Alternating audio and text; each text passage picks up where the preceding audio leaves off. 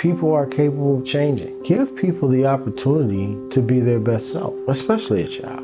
My name is Kyle Daniel-Bey. I was incarcerated for 24 years, 11 months, and 29 days. I was born in Detroit, but my parents moved out of the state when I was about 6 months old. And we ended up living in Vermont until I was close to 11 years old. Growing up in Vermont was different. It was somewhat difficult because it was a small town, rural setting. Beautiful place, but you have that element that is, uncomfortable and with the unfamiliar. And being that I had the only brown face in my entire school, I was the unfamiliar. I think my fondest memories are of people. My first babysitter, Mrs. Barrett, and her husband, Sonny, their children. My best friends at the time, Eric, Josh, my first grade teacher, Miss Bedard. I'll never forget her. My parents couldn't raise me in an environment where nonviolence was a choice. That just wasn't happening. And so I started carrying knives at an early age.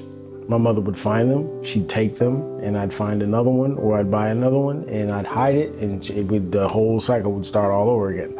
Coming to move back, that was different. That was a whole different order of magnitude. I grew up in one of the more notorious neighborhoods in Detroit on the west side, the Dexter area. Dexter was, oh my God, Dexter was a war zone. And even with all the fighting and, posturing or whatever, I loved it, Even though I was having fun, I was so lonely. That sent me into a deep depression. There was some stuff going on at home that wasn't all that hot. Me and my father had a very bad relationship when I was a teenager. Other people look at it and they're like, oh man, that's abuse. That they ain't not supposed to do that, that's wrong. But you're like, it's just an everyday thing. Things don't seem abusive to you. And my father had a temper. There were a couple times when my mother had to physically intervene and tell him, look, you can't be putting your hands on him like that. I don't think anybody cared enough to want to understand or to even see that I was going through this stuff. The turning point for me, well, there was a couple of them. My parents were extremely upset about my expulsion from Renaissance. My daughter was born. My daughter was on the way. Beautiful little girl. I didn't know how to take care of her. 15. I don't know what the hell I'm doing. Her mama's 15. She don't know what the hell she doing either. But we loved her to death, There were a couple incidents with the police that year, and I started gangbanging around that time because I felt I finally belonged, and because I finally belonged, I was willing to do anything to keep that. I didn't realize it. I'm so reckless because I almost got a death wish. I couldn't kill myself, so maybe I can get the world to do it for me. There's always a slide. You never really recognize it when you're in the middle of it, but there's always a slide, you know what I'm saying? You're doing better and then you start sliding sideways. Or downward, whatever you want to call it. And that's what happened. And before I knew it, it was like, he got to go. Crack, boom, he hits the floor, I didn't understand what natural life was when I went in that house. Hell, I didn't understand what natural life was when they arrested me. I didn't understand that the law had changed and they no longer were looking at 17-year-olds as children. This wasn't even remotely close to the first time that somebody had died and I was aware of it.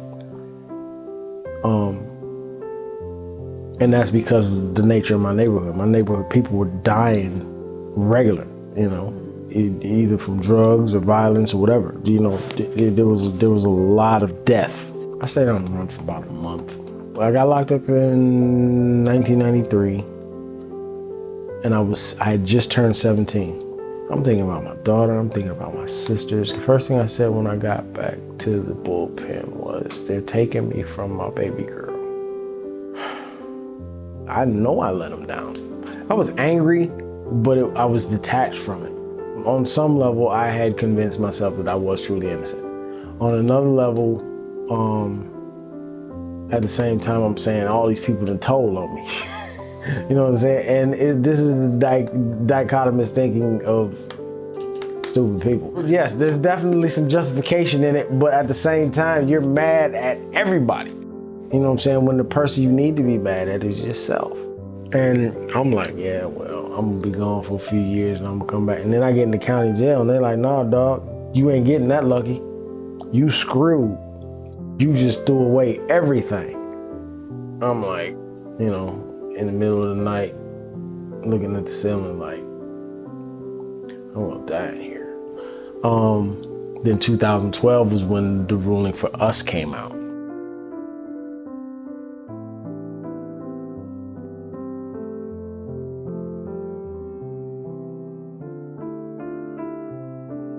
I endured a riot while I was up there. I endured a transfer from one facility to the next when they closed down the old Ken Ross and moved everybody to a camp and called it the new Ken Ross. They didn't even really have the place habitable when they started bringing us in there. And then because of the conditions at the new spot, that's what brought on the riot. The guys started coming through trying to incite or browbeat or bully the guys that would not come out of the units. He said, what's up, DB? You ain't coming out? I said, man, what kind of fool would I be? I'm about to go back to court and you want me out there with that nonsense, man. If anybody thinks that I wasn't as mad as anybody that was out on their yard, they'd be wrong. What they were doing to us was horrible up there. But my family deserved me to try to come home. We got a date set for my resentencing, and I felt so lucky. And my birthday came up, and she brought my daughter to see me. This little girl turned into this beautiful woman, was willing to come into this dingy, raggedy prison to see a man that she hadn't seen since she was almost 2 years old. Well, she's 30 now. So I came home September 27th, 2018. And when I opened the door, my little sister was there. I experienced so many emotions. So for 3 months, I went to welding class, and then at night, I went to WC3. Coming out and going to school fulfilled a lifelong dream for me. I got my degree earlier this year, and I have been an apprentice ironworker for 3 years. And I'm doing pretty good. I just bought me a house. I got more debt than I ever thought I would ever have, but I'm doing good. I got grandbabies, I got nieces, I got a daughter that loves me, I even got a cat. People are capable of changing. People are capable of making mistakes. We are so absolute in our certainty. Give people the opportunity to be their best self, especially a child. We have said that people can be children with varying degrees of responsibility up to the age of 18. Yes, we came in, we acted a fool. Some of us it took longer than others, but we all settled down, we all developed, we all turned into not model prisoners, because we weren't trying to be model prisoners. We were trying to be good people.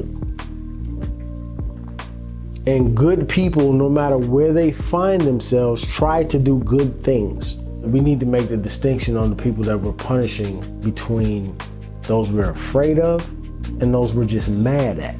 Children are different. You don't hold children to an adult standard when most adults can't hold themselves to that standard. My name is Kyle Daniel-Bey. I am a father, I am a grandfather, I am an uncle, I am a son, I'm a brother, I'm an iron worker, I'm a college graduate, but most importantly, I'm a good dude. There's nothing wrong with being a good dude.